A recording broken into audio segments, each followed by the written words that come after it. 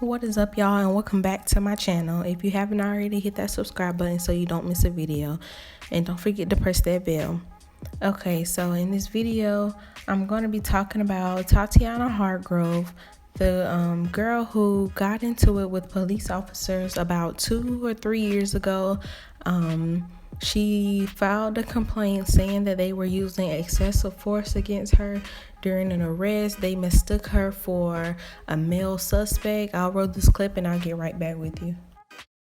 Hargrove says she was out in search of a Father's Day present when she was approached by police who were looking for a suspect in the area armed with a machete somewhere outside an apartment complex on Ming Avenue. A scenario she says deteriorated rapidly. There were 3 cop cars, and one of the officers already had a gun drawn. Hargrove's account of the event is chronicled in what has become a viral video produced and shared on Facebook by Bakersfield's chapter of the NAACP. It's highly critical of the officer's treatment of Hargrove, presumably because of her race. She says police ordered her to give them her backpack, to which she asked about a warrant. He pointed behind me and he said, "Look." So I looked behind me and it was a big canine dog.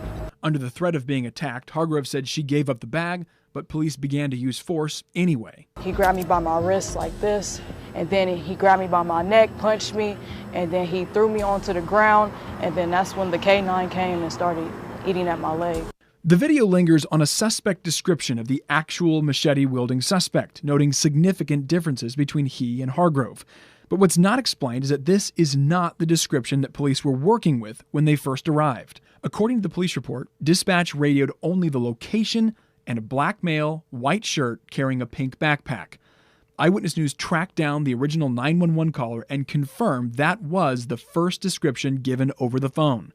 These details were added later, after police had met with Hargrove. It was mistaken identity, and I'm like, wow. The report states that she was wearing a hat and appeared to be a male and matched the description of the suspect. Officer Moore's report goes on to say she told them after the altercation, quote, "I'm a girl, I just don't dress like one," and that nurses at Kern Medical also made the same mistake about her gender at first glance, that they were surprised and apologized for their mistake. As for the use of force, the police report confirms the dog bite as well as the punch to the face, but their account starts differently, noting that during the arrest, she spun into the officer with her left shoulder, causing him to fall, and that she landed on top of him on her back and quickly turned over on top of Senior Officer Vasquez in a mounting position. That's when police say the punch happened. Then they say Hargrove climbed back on top of the officer, which prompted the dog. All charges against police officers were dropped, and she did not win her case. So fast forward now to 2020, the former McDonald's employee in Bakersfield, California now faces a felony charge of willfully poisoning food after she allegedly spit into an officer's burger and rubbed the bun on the floor. Surveillance video shows her wiping her mouth with her arm, indicating that she spat on the food. Another employee, Herman Trevino, reported hearing Hargrove draw saliva into her mouth while making the order. A felony charge against Trevino, who didn't stop her actions, was dismissed in exchange for testimony. According to his testimony, Hargrove shouted "Black Lives Matter" and "F the pigs." Deputy Carly Snow testified that Hargrove did admit that she said those statements because she knew the burger would be served to a uniformed officer in a patrol car in the drive-thru. After a clash with whether saliva should be considered a harmful substance, Pearl brought up the global health crisis and said, "Look at what's going on with the coronavirus." The district attorney replied, "It remains unclear whether the officer tested positive for hepatitis or HIV. Hargrove's next court date is scheduled for March 23rd, 2020.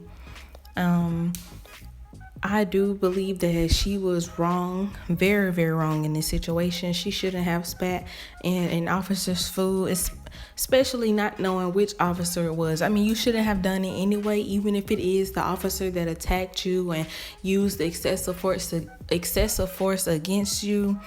I'm pretty sure that they did, because they do have a history of doing that to Black Americans here in the United States, and it is sickening, and it happens a lot, and most of it doesn't get recorded. So do I believe that they did use excessive force? I do personally, but she doesn't have the proof. We're just going off of, how we feel and what we think, but that doesn't excuse her for doing the things that she did. That is disgusting. That is nasty, and she should have never even done that. It doesn't matter, because that could have been an innocent officer who is a good officer. All of them are not bad people. All officers don't go around harassing people, seeking dogs on girls that are 5'2" and 112 pounds, or 115. That's what her dad said. But they should have known. They said a Black male. She is obviously a woman, and the height was 5'10". She was nowhere near 5'10". So I don't know. She claims that they grabbed her arm. And mind you, this was years ago, and she's still holding on to that. So I do believe that there was some truth to what she said, because nobody would be that mad to hold on to something like that for so many years. And I don't believe she was lying about something like this, especially about officers in California. They're known to be biased, very racist, and, they do that to people a lot. But I'm not excusing her actions. I don't believe what she did was okay, and I never will think it was okay. I'm glad she did get fired, because you don't do something that nasty. Like, that is just disgusting. She could have said whatever she wanted to him, called him or her any other names in the drive-thru, but spitting in somebody's food is just disgusting. So let me know what you guys think about this story in the comment section down below, and don't forget to hit that subscribe button. Peace.